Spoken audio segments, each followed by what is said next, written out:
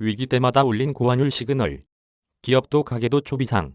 23일 원달러 환율이 13년 만에 처음으로 1,300원을 돌파하자 한국 경제 전반의 위기감이 치솟고 있다. 원달러 환율이 달러당 1,300원 위에서 움직인 것은 역대로 봐도 세 차례에 불과했고, 그때마다 한국 경제는 위기 국면이었다는 기시감에서다.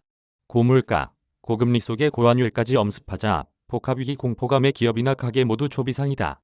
경제위기 시금석이었던 환율 1,300원.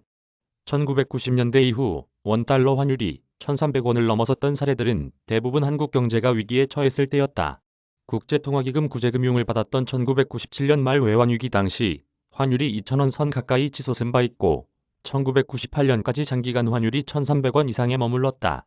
이어 2001에서 2002년 일본의 제로금리 정책에 따른 엔저 여파로 원달러 환율이 한동안 달러당 1,300원대에 머물렀다. 이후 2000년대 중후반 원달러 환율은 달러당 900원대까지 떨어졌다가 글로벌 금융위기 충격으로 2008에서 2009년 다시 1,300원 위로 치솟은 바 있다. 13년 만에 다시 환율이 1,300원을 넘어선 건 경기 침체 우려가 강해지면서 안전자산인 달러 가치가 상승함에 따른 결과로 보인다. 제롬 파월 미 연방준비제도 의장은 22일 미의회 청문회에서 우리가 의도하는 결과는 아니지만 분명히 그럴 가능성은 있다고 말했다.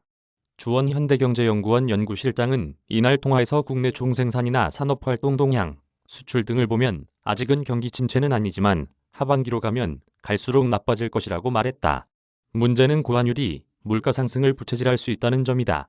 한국은행이 지난 16일 발표한 수출입물가지수 통계에 따르면 5월 수입물가지수는 원화 기준으로 전년 동월 대비 36.3% 상승했는데, 계약 통화 기준으로는 23.1%, 달러 기준으로는 20.5% 상승한 것으로 나타나며 오름폭이 더 작았다.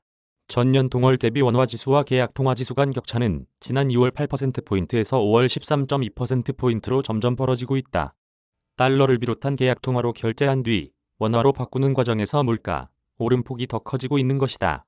결국 스태그플레이션 가능성이 한층 올라가고 있는 셈이다. 1,350원까지 치솟나. 기업들 초비상. 전문가들은 고물가와 미국의 고강도 긴축 정책, 우크라이나 전쟁으로 환율 변동성 확대가 당분간 불가피할 것으로 내다본다. 일각에선 환율이 단기적으로 달러당 1,350원 선까지 추가 상승할 가능성도 열어둬야 한다고 주장한다.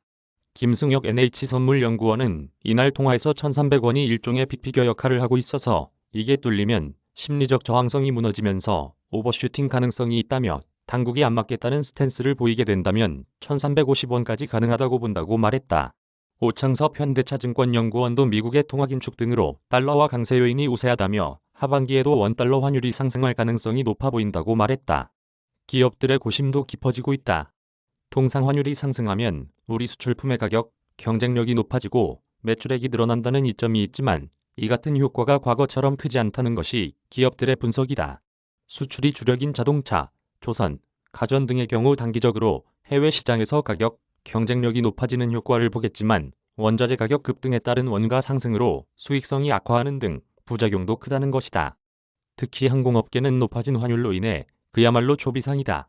항공사들은 유류비와 항공기 리스비를 주로 달러로 지급하고 있다. 유가가 급등한 상황에서 환율까지 오르며 이중고에 처한 상황이다. 달러로 갚아야 하는 외화부채도 문제다. 환율이 10원 오를 경우 대한항공은 약 410억 원, 아시아나항공은 약 284억 원이 외화평가 손실이 발생한다. 신규 항공기 도입 계획에도 차질이 빚어질 가능성이 있다. 정유업계는 고환율 상황이 지속될 경우 수요 위축을 초래할 수도 있다고 우려한다. 국제유가가 치솟는 상황에서 환율까지 오르면서 기업은 물론 소비자의 부담도 커지고 있다. 이도형, 유지혜, 이강진, 남예정 기자.